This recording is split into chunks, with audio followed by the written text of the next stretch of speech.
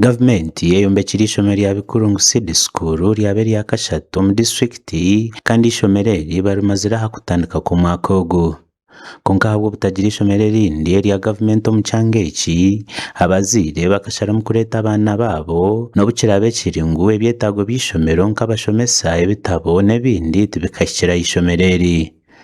Obabe bari omu rukiiko oru batungire mukuru w'ishomero wayoherezibwe gavumenti kandi ogu ashabire kuhabaho kukwatanisa. Kabaziire kandi chairman nashemererwa babangambire ngo niwe okwatirira ishomero kabitandika nokora byona so bajya kutara kugariza ebigere nyuma nodekwa kugenda ogomisemu oze buganga oze Bukurungu.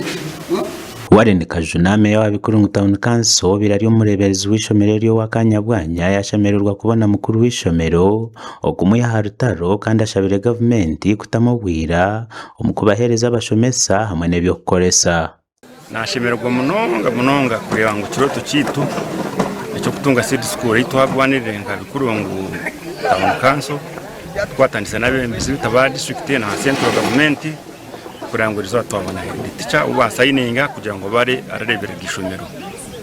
Mire ntura rinya ndasa ndakora nka head teacher ndakira abana ndarunda na volunteering teachers konkerizo bunabona head teacher mbasa kunyama kandi mpure na simka. Sande George Rwachuno meya wa Bikurungu Town Council musia kandi otorine kwebembera akachiko ako kurebera ishomero eri nagira ngo ishomero ritandikire kurungi no mutindo muhango gwabeje ekirikwereka ngu abana bingi baruhire kutambura engendo ningwa. Twina amasiko ngo abana bitu kuruga omuri Bikurungu Town Council okuruga omuri Bugambara County Sampatse za Ruhinda Bugangari na Nyamirama nibaza kuba ibija hanuya abo kuba ishomero sofa lyatandikirije kurungi munonga.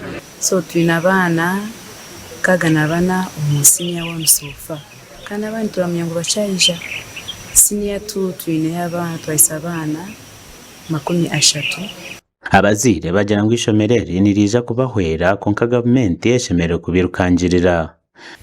Twehireyo ishomero eri kuhereza abana bakegeramo kandi uriya n'abana barimo bariho baratandika bakabira hatibikira amayisa ngo umwaka ugurije abana barije kuba bakanye.